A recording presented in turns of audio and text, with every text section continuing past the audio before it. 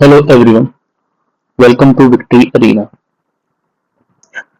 तो आज हम लोग डिस्कस करने वाले हैं कि क्वांटिटेटिव एप्टीट्यूड या फिर मैथमेटिक्स बोल लो, उसमें आप लोग बैंकिंग एग्जाम को क्लियर करने के लिए कैसे प्रिपरेशन कर सकते हो, क्वांट्स का या फिर मैथमेटिक्स का। ठीक है, तो फर्स्ट एंड फॉरमोस्ट ये चीज आपको ध्यान रखनी है कि जब कोई भी एस्पायरेंट प्रिपरेशन स्टार्ट करता है तो मिस्टेक्स क्या क्या करता है। ठीक है, तो सबसे मेन मिस्टेक जो करते हैं लोग वो ये करते हैं कि वो स्टार्ट कर देते हैं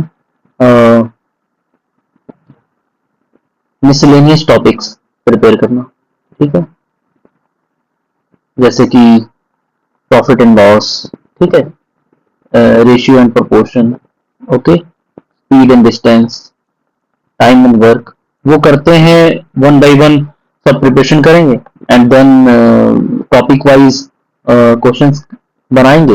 बट इन द एंड क्या होता है कि वो सब भूल जाएंगे। ठीक है, जबकि स्टार्टिंग में करना क्या होता है कि हमें फोकस करना है कैलकुलेशन स्पीड इंप्रूव करने पे। ठीक है, तो ये रोल आता है स्पीड मैथ्स का। स्पीड मैथ्स हम लोगों को सबसे मेन चीज है जिसको फोकस करना होता है। ओके, अब स्पीड मैथ्स है क्या, तो अगर आप स्पीड मैथ्स नहीं जान रहे हो या बेसिक मैथ्स नहीं जान रहे हो, डायरेक्ट आप मिसलिनियस टॉपिक्स करना स्टार्ट कर दो तो कुछ ऐसा हाल हो सकता है आपका। ठीक है, एक्चुअली ये एक चैनल है जो मैंने खुद के लिए बनाया था जब मैं प्रिपरेशन कर रहा था। मेरे बारे में मैंने बताना मैं भूल गया, बट डजेंट मैटर। और मैंने क्या एग्जाम निकाले हैं और क्या नहीं निकाला है। जो मुद्दा है आज का कि हम लोग क्वांट्स कैसे तैयार कर सकते हैं फ्रॉम वेरी बिगनिंग, वो देखते हैं। तो ये एक चैनल मैंने खुद बनाया था खुद के लिए। ठीक है, टेलीग्राम पे है। ठीक है, स्पीड मैथ्स का स्टेप बाय स्टेप मैंने लिखा था, क्योंकि कोई भी एग्जाम का तैयारी करने के लिए किसको क्या करना चाहिए तो वो मैंने यहाँ पर लिखा हुआ। ओके, जो कि अभी हम लोग डिस्कस करने वाले हैं। नाउ सबसे पहले जो है वो आपको ये ध्यान रखना है कि आपको मिसलेनियस टॉपिक से स्टार्ट नहीं करना है। ठीक है, आपको क्या करना है कि सबसे पहले जो रेशियो टू परसेंटेज टेबल है वो आपको याद होना चाहिए। ठीक है, वो क्या होता है, वो होता है आपको ये ओके, जैसे 1/6 जो है 16.66%। ठीक है, 1%, 1/100। ठीक है, 1/7 14.28%। तो ये टेबल जो है आप इसको सेव कर लो एंड फ्यूचर के लिए आप इसको यूज कर सकते हो। अपने डेस्क पे कहीं भी आप इसको स्टिक करके रख सकते हो। ये बहुत हैंडी है एंड 1/16 तक हर एग्जाम में जो है बैंकिंग एग्जाम के बहुत यूजफुल आते हैं। ठीक है, आपको जैसे कि कहीं भी पूछ दिया जाएगा कि कोई भी क्वेश्चन में, फॉर एग्जांपल डीआई का क्वेश्चन है, उसमें रहेगा कि 8 ऑरेंजेस है जिसमें कि 1 ऑरेंज जो है वो आपको बेच दिया गया है, तो कितना परसेंट बेच दिया गया, तो 1/8, 1/8 इज 12.5%। ओके, तो ये वाइस वर्सा, यानी कि 12.5% जो है वो 1/8 होता है, वो भी आपको याद होना चाहिए, और 1/8 जो है 12.5% होता है, वो भी आपको याद होना चाहिए। तो ये टेबल जो है आप कहीं से भी डाउनलोड कर सकते हो, या तो आप इसका भी स्क्रीनशॉट ले सकते हो एंड आप या तो खुद से लिख के टिक कर सकते हो कहीं। ठीक है, सेकेंड है टेबल्स। टेबल्स आपको बिल्कुल याद होने चाहिए। ठीक है, टेबल्स आपको इसलिए याद होने चाहिए क्योंकि जब आप डीआई करते हो तो आपको कम से कम 1 into 1 into नहीं बात करते हैं, अब हम बात करते हैं 3 से। ठीक है, 3 into 1 से लेकर जैसे 3 into 20 तक जो है उसी तरह आपको कंटिन्यूस आता है, और 19 into 1 तक से लेकर 19 into 20 तक इतना कम से कम टेबल आपको याद होने चाहिए। ठीक है, ये मल्टीप्लिकेशन टेबल आप डाउनलोड कर सकते हो या खुद से बना सकते हो या बाय कर सकते हो। आपको कहीं से भी ये मिल जाएगा। ठीक है, ओके। अब बात करते हैं हम लोग स्क्वायर्स का। स्क्वायर जो है आपको कम से कम 50 तक याद होने चाहिए। ठीक है, बट 40 to 50 जो है उसका ट्रिक होता है, जो आप बहुत इजीली आप उसको डिकोड कर सकते हो and with in a second आप बता सकते हो, बट 40 तक मिनिमम आपको टेबल सॉरी स्क्वायर याद होने चाहिए। ठीक है, ये भी आपको जो ये मैंने चैनल बताया था उसमें मैंने शेयर करके रखा हुआ है। ठीक है,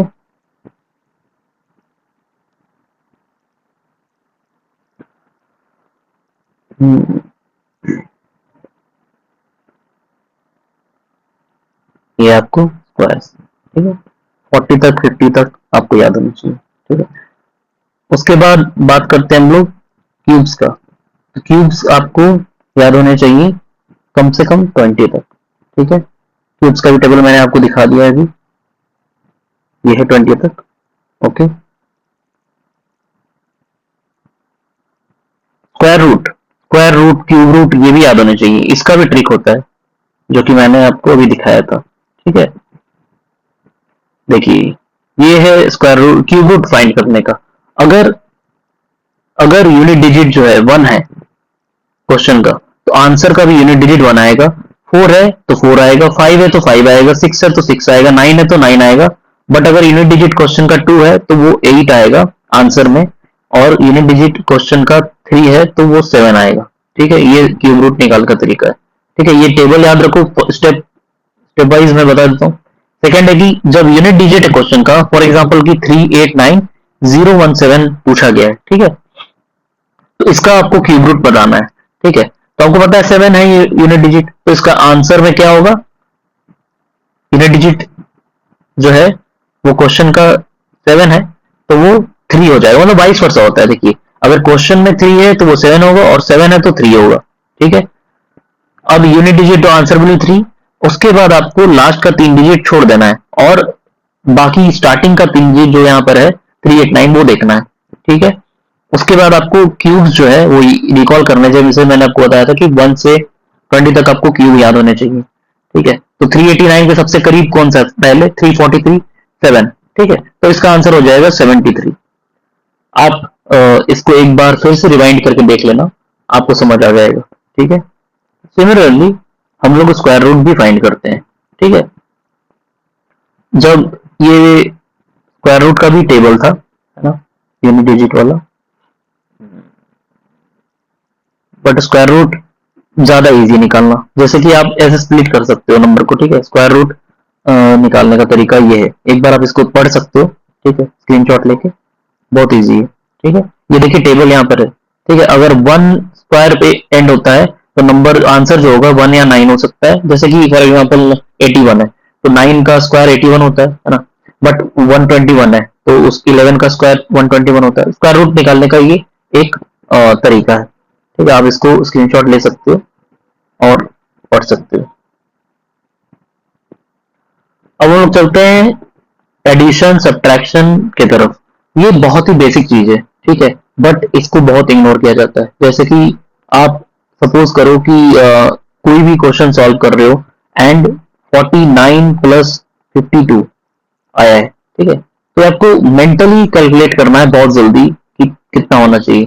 ठीक है, ये सोचने में तो लग रहा है कि ये तो कोई भी कर लेगा, लेकिन इट्स नॉट अबाउट कि कोई भी कर लेगा, ये है कि आपको कितना क्विकली करना है।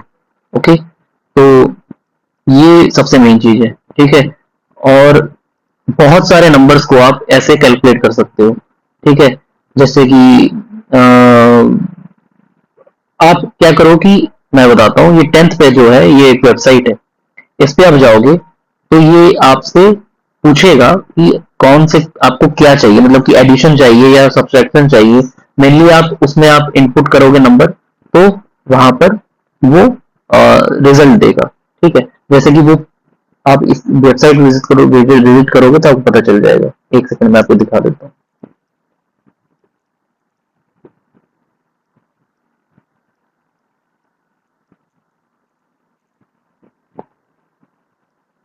ये है, ठीक है वेबसाइट।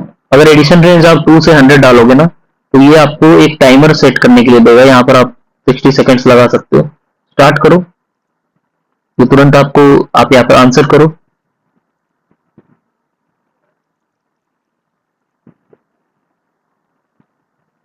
ठीक है, जितना जल्दी आप आंसर करोगे उतना जल्दी आपके माइंड में ये जाएगा। ठीक है,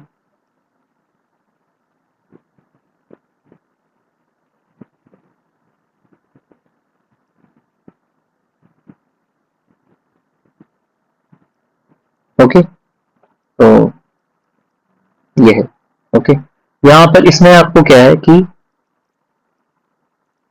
आप सब्ट्रैक्शन और मल्टीप्लिकेशन डिवीजन कुछ भी आप लगा के ये मेंटली कैलकुलेट कर सकते हो। तो ये बहुत ही यूजफुल वेबसाइट है, इसको मैं बराबर यूज करता था। मैं, मेरे एग्जाम्स जब भी होते थे, स्पेशली आईबीएसपीओ एंड एसबीआईपीओ का, तो बस एक दिन पहले मैं ये वेबसाइट पे जाके 4 घंटा इस पे कैलकुलेट करोगे तो आपका जो ब्रेन है वो इस तरह से फंक्शन करने लगेगा कि आपको तुरंत कैलकुलेशन आ जाएगा। बट आपको एक दिन पहले नहीं करना है, जो मैं 1 साल के बाद करता था ऐसा, जब प्री निकलने लगा था मेरा सब इजीली। ठीक है, और वो 1-2 महीना में ही आप ये करोगे ना, ये एक्सरसाइज, तो आपका 1-2 महीना में आपको सब कुछ डिफरेंस देखने लगेगा। बहुत सारे लोग बोलते हैं कि सर मेरा आरबीआई में, तो आरबीआई में और आईपीएस, आईबीपीएस पीओ मेंस, ठीक है, और SBI PO mains, RBI grade B, ठीक है, ये सब में बहुत टफ क्वांट्स आता है। ठीक है, तो ये तो हमें आता है ना। नहीं, ये आता नहीं है वो नहीं बोलते, मतलब बोलते हैं कि इतना टफ टफ क्वेश्चन आता है तो वो कैसे तैयारी करना है।